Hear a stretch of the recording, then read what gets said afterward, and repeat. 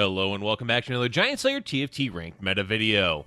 Today we'll be taking a look back on the meta for Set 5 Reckoning. What compositions had the most impact, what were the major issues of the game, and were shadow items a success or not? We'll be answering those questions and delving into what shaped the meta of Set 5.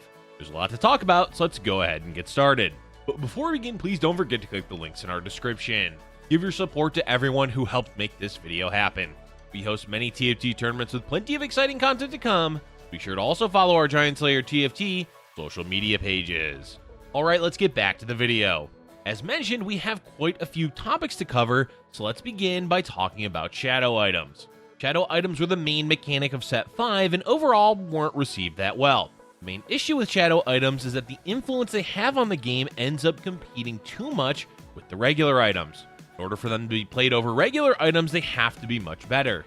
This means items with overly negative effects, like the initial design of Eclipse Cape, made them far less appealing than making the regular item. In some cases, the shadow item was strictly better, such as Shadow Locket or Shadow Morello. What it generally led to, though, was the items either being interchangeable or the regular versions being preferred, since they didn't have harsh penalties for using them. The armory is another mechanic we need to talk about when referring to shadow items. The armory helped shadow items a lot because it gave players an option to choose a shadow component if they wanted to. But on average, you'd usually be able to find a shadow item that fit your needs. Without the armory, shadow items would have been far worse overall. Compared to the shadow items, the armory has been a much larger success and one we're glad to see returning in the mid-set and hopefully in future sets as well. At the end of the day, we could do an entire video breaking down shadow items. Taking a look back on the set, even though they were interchangeable in the meta, the mechanic ultimately didn't succeed. Despite having more items to choose from, it created shallow metas when Shadow Gauntlet was a must-have on Vayne or Dark Blue buff on Ryze and LeBlanc. The main success for shadow items was in redesigned items like Banshee's Claw or Hand of Justice, which we're seeing implemented in the mid-set. With that in mind, shadow items can be seen as a slight success, but overall didn't play as large a part in the meta as they initially appeared to at the beginning of Set 5. Let's now move on to which meta compositions had the most impact in Set 5. First off, before getting into specific compositions, let's go ahead and point out the elephant in the room: flexible play. Playing flexibly is a term thrown around a lot in TFT, but it simply means being able to play a multitude of champions and traits together as a cohesive board. This is also used often in regards to transitions and pivots, but more so than that, it has to do with individual champions or smaller traits that you can play around in multiple ways. Set 5 really lowered the ability of players to consistently play flexibly for a few reasons. One, there aren't that many champions with impactful abilities to toss into a board. Most of the time they need to be paired with one or two synergies. The second and largest reason is vertical traits. We'll talk more about vertical traits later, but the meta has been influenced by 6-piece traits for most of Set 5. Now, let's segue into the meta-defining compositions of Set 5. Rolling on, we saw LeBlanc taking center stage with Coven and Assassins. This composition and champion was so strong that they had to nerf her multiple times until eventually she became useless. The core of the build revolved around Dark Blue buff on LeBlanc with 3 Coven and 4 Assassin, and basically played out with LeBlanc perma-stunning the enemy board. While it was overall short-lived in the meta, it's still one of those compositions that will stick out when looking back on Set 5. The first of multiple compositions that used a vertical trait is Forgotten. Forgotten has had quite the role in the meta, going from the initial Vayne carry to Katarina mid-game to what it came to at the end with Draven and Ryze. Forgotten was always dipping in and out of the meta, but when it was strong, boy, was it strong. Vayne with a Shadow Jeweled Gauntlet absolutely dominated an entire patch. Katarina was a relevant carry with Assassins, but played a much larger role throughout Set 5 as a Stage 3 and 4 carry. And then there was the AoE stun machine Ryze. Lastly, Draven has always been a staple in the meta as one of the few viable AD carries.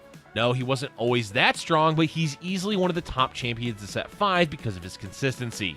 We should quickly mention Skirmishers, a composition that had a brief time in the sun thanks to Trundle prior to his change. Overall, Skirmishers likely won't go down as being that impactful for Set 5, but anyone that remembers a Trundle 1 eating their 3-star carry and losing because of it will at least have to think back on it. Now for 2 compositions that impacted the mid-game heavily. First is Abomination, which had multiple variations throughout the meta. At the heart of it, there's always been Spellweavers with Brand, Victor, Zyra, or Vel'Koz. There's been multiple times the true carry was the Monstrosity. Whether it was with ZZ Ra or Shadow Runins, Monstrosity played a large role in the value of Abomination. But keep in mind, there was a long period of time in the meta where Abomination didn't do a whole lot.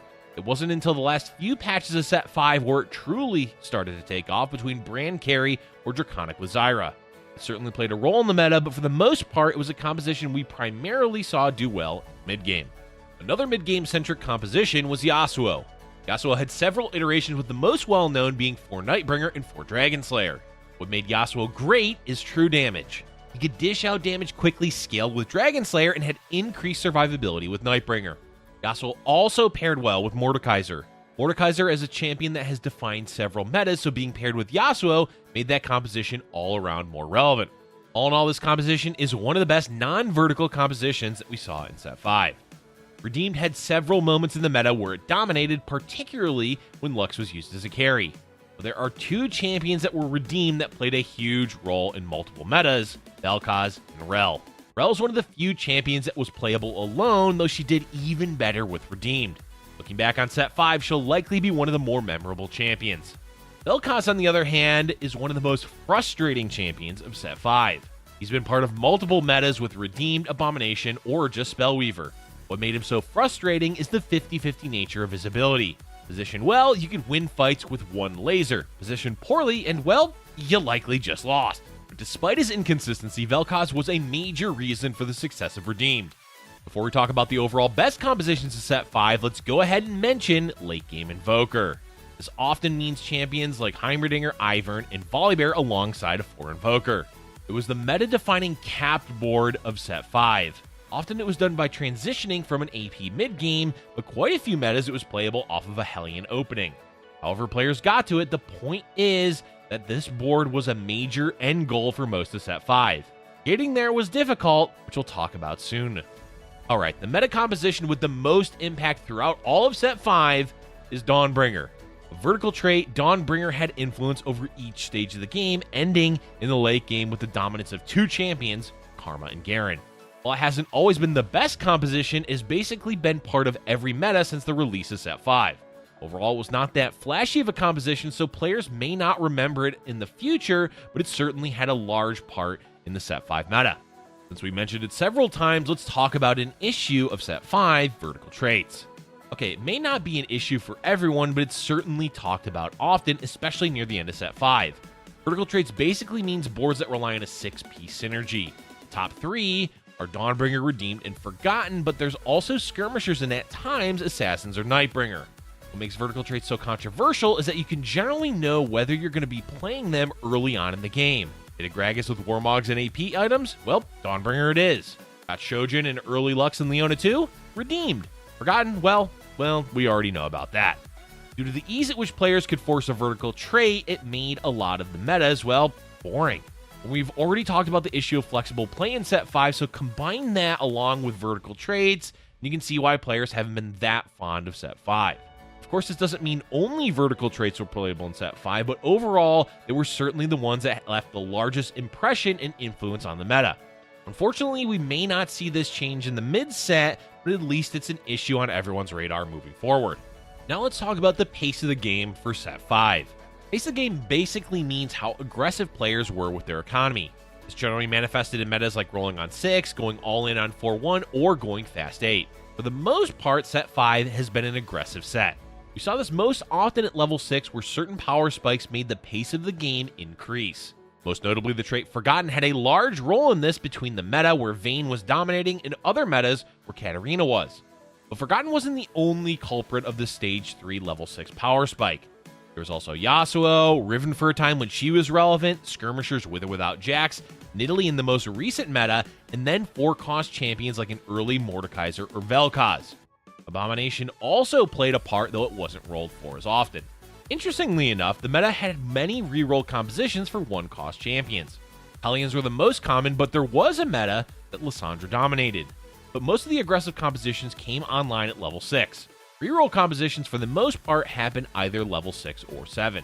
The stage 3 power spike wasn't the only aggressive aspect of the meta, as rolling down on 4-1 has also been just as common.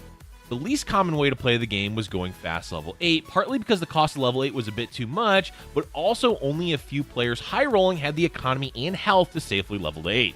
We'll also cover other reasons in our last section talking about the late game. Overall, faster pace of the game does make the game a bit more dynamic, as decision making is forced earlier on in the game. The main issue is those decisions were marred by vertical trays being too powerful and being able to too easily get items that you wanted with shadow components in the armory. Alright, let's move on to the last section of the Set 5 meta, the late game. There are two main problems with the late game of Set 5. First, 5-cost champions on average have been underwhelming in Set 5. A few of them were always relevant like Garen or Kindred, but none of the 5-cost champions were ever overly impactful on the game. The other problem is level 9, which goes hand in hand with 5-cost champions being weaker. Level 9 costs a lot of gold, like a lot. This means most players won't obtain it in a lobby, making 5-cost champions even less likely to make an impact. The pace of the game being so quick also makes level 9 much harder to hit outside of a few high-rolling players in the lobby. At the end of the day, level 9 being difficult to hit is not inherently an issue.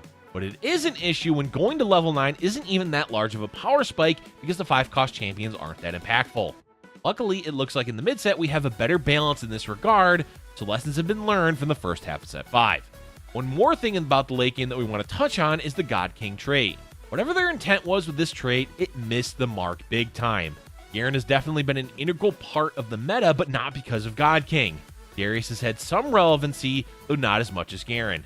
In any case, the point is, the trait could have helped define the first half of Set 5, but instead, it'll go down in history as one of the fakest traits they've introduced.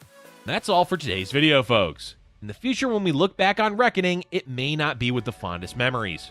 Vertical traits, perma-stun, shadow items, none of it necessarily jumps out as a happy time. What's most important is the lessons learned moving forward, which we already are seeing the influence of in the design of the mid-set.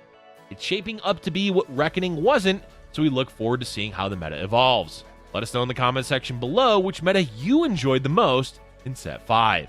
Thank you for watching, and if you're enjoying our content, be sure to hit the like button and subscribe for future Giant Slayer TFT videos.